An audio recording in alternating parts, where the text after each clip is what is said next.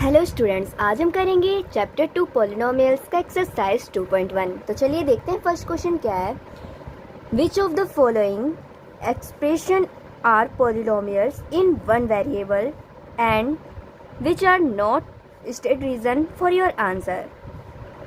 तो हमें इसमें क्या बताना है, हमें ही बताना है कि जो पॉलिनोमियल इक्वेशन दे रखी है हमें, क्या वो वन वेरिएबल है, ये हमें इसमें बताना है। ठीक है, तो हम देखते हैं यहाँ पे कि हमें जो इक्वेशन दे रखी है पहली, फर्स्ट पार्ट क्या है इसका, 4x² माइनस में 3x प्लस में 7। तो यहाँ पे हमें क्या करना है, हमसे क्वेश्चन में क्या पूछा गया है कि बताना है कि ये जो पॉलिनोमियल फंक्शन है वो वन वेरिएबल है कि नहीं है। ओके, तो हमने देखा कि यहाँ पे पहले, इससे पहले मैं बता देती हूँ कि वन पॉलिनोमियल इन वन वेरिएबल क्या होता है। ठीक है, पॉलिनोमियल इन वन वेरिएबल वो होता है जिस इक्वेशन में सिर्फ एक ही वेरिएबल यूज हुआ हो। जैसे x दे रखा है तो x ही यूज होगा, ठीक है, और कोई इसका वेरिएबल नहीं आ सकता। जैसे x दे रखा है तो साथ में x के साथ y नहीं आएगा, z नहीं आएगा, कोई और सा वेरिएबल कुछ भी हो ABCD, लेकिन सेम ही रहना चाहिए, तो उसे बोलेंगे हम क्या, वन वेरिएबल। तो यहाँ पे हमने देखा कि 4x² है माइनस में 3x है, यानी कि यहाँ पे भी x है, दोनों क्या है, सेम है, दोनों वेरिएबल सेम यूज हुए हैं, तो ठीक है। तो ये क्या हो गया, yes, polynomial is in one variable. ठीक है, वन वेरिएबल। अब करते हैं इसका सेकंड पार्ट। तो सेकंड पार्ट हमें क्या गिवन है, y² प्लस में √2। ओके, अब यहाँ पे देखा कि यहाँ पे भी सिर्फ एक ही वेरिएबल यूज हुआ है, ओनली y का स्क्वायर, और कोई तो वेरिएबल नहीं दिख रहा ना, तो इसका मतलब ये भी क्या है, सेम है, तो ये भी सेम ऐसे ही है। ओके, अब करते हैं इसका थर्ड पार्ट। तो थर्ड पार्ट में देखते हैं क्या है गिवन है। थर्ड पार्ट में हमें 3√t प्लस में t√2, ये हमें गिवन है इसका थर्ड पार्ट। ठीक है, अब यहाँ पे हमने देखा कि ये जो इक्वेशन पॉलिनोमियल दे रखी है वो तो ठीक है, चलो इक्वेशन तो ठीक है, बट इसमें क्या बात हुई है कि जो पॉलिनोमियल इक्वेशन दे रखी है वो कभी भी रूट की फॉर्म में हो ही नहीं सकती। या तो वो क्वाड्रेटिक होगी, या तो क्यूबिक होगी, या तो लीनियर होगी, या तो t की पावर 1 होगी जो कि जिसे हम कहते हैं लीनियर, या तो t की पावर 2 होगी जिसे कहते हैं हम क्वाड्रेटिक। जैसे फर्स्ट क्वेश्चन में क्वाड्रेटिक इक्वेशन था, सेकंड में भी क्वाड्रेटिक इक्वेशन था जिसकी पावर 2 हो, या तो क्यूबिक हो जिसकी पावर 3 हो। बट यहाँ पे तो क्या है, यहाँ पे क्या गिवन है, हमें गिवन है यहाँ पे 3 इंटू में t की पावर 1/2 गिवन है। ओके, तो ये जो इक्वेशन है ना, ये रूट की फॉर्म में है, तो इसका मतलब क्या है, it is in one variable. एक वेरिएबल तो यूज हुआ है, एक वेरिएबल t, हाँ जी बिल्कुल, t यहाँ पे भी है, t यहाँ पे भी है, तो यहाँ पे एक वेरिएबल तो यूज हुआ है, बट नॉट पॉलिनोमियल, ये एक पॉलिनोमियल नहीं है। एज डिग्री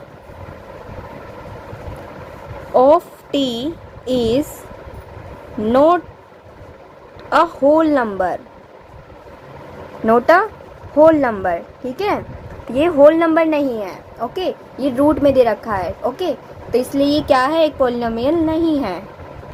अब करते हैं इसका फोर्थ पार्ट। तो फोर्थ पार्ट हमें क्या गिवन है, y प्लस में 2/y, ये गिवन है, y प्लस में 2/y।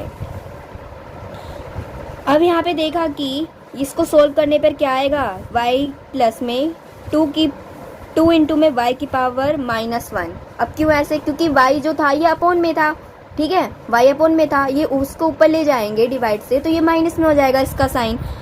अब हमें तो पता है यहाँ पे एक ही वेरिएबल यूज हुआ है, बट इसकी जो पावर है वो क्या है, नेगेटिव है, इसलिए ये क्या है, एक पॉलिनोमियल फंक्शन नहीं है। ठीक है, तो लिखेंगे, रीज़न देना होगा, it is in one variable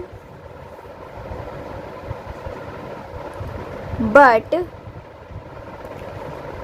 not polynomial as degree never be negative, never be negative, okay, in polynomial. तो ये था इसका फोर्थ पार्ट।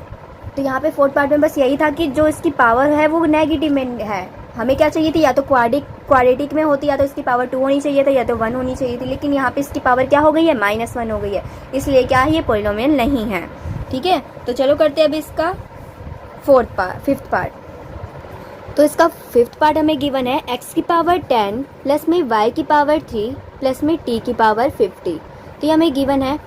अब हमने देखा यहाँ पे तो ये तो बहुत डिफरेंट फंक्शन टर्म यूज़ करे हैं। कैसे, अभी हमने बोला था हमें क्वेश्चन में क्या पूछा गया है, ओनली 1 वेरिएबल यूज़ होना चाहिए। यहाँ पे तो x भी यूज़ हुआ है वेरिएबल में, y भी हुआ और t भी हुआ, या तो ये x ही ये सारे रहते, या तो ये सारे y ही रहते, या तो ये सारे t ही रहते। ठीक है, बट इसलिए क्या है, ये पॉलिनोमियल नहीं है।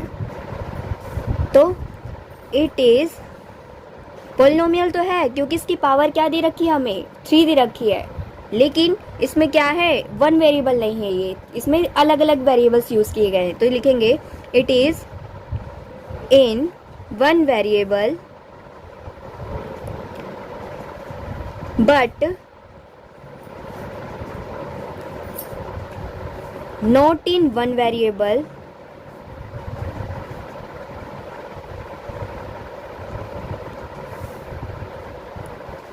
as variable are x, y, t here।